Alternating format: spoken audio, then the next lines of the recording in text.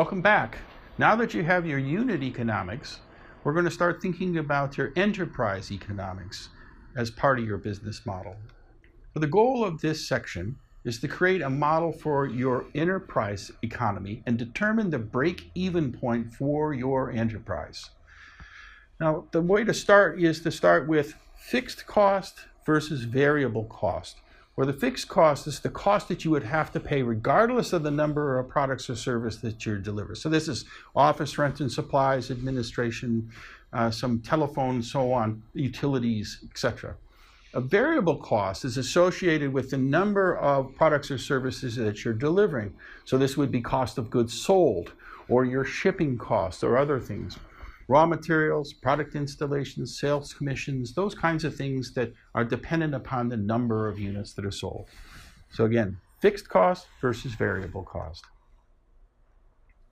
So if you look at it graphically, your fixed cost should remain constant over the horizon of the number of units that you sold, but the variable cost will increase as the number of units are sold.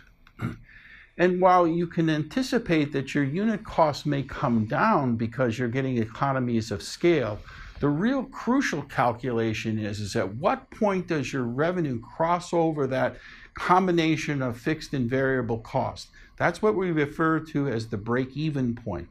And understanding the number of units that have to be produced or delivered or people that are served and the revenue that produces relative to the combination of fixed and variable cost, understanding that break-even point then will drive your business in decision-making very early on. So let's look at an example in a cook stove. The break-even analysis here is that the stove has a suggested retail price of, in this case, $48. Your distributor takes a cut, so the price to the distributor is $34.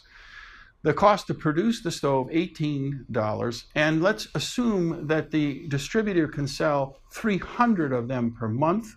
You have 4 distributors and a sales manager, and your fixed costs then are $8,000 per sales manager and $10,000 for other fixed costs, for a total of $18,000.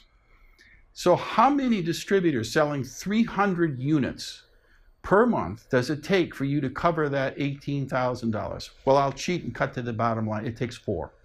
So this is the type of calculation that you want to do because it'll help you determine the priorities of your resources and your investments that you're making in your channel. So the deliverable then is to build a financial model that models your break-even at the enterprise level and separates the fixed and variable cost. Make sure you include all the overhead that's included, and the model should be able to be linked to the unit economics you did in the last section. Good luck, and we'll be back soon.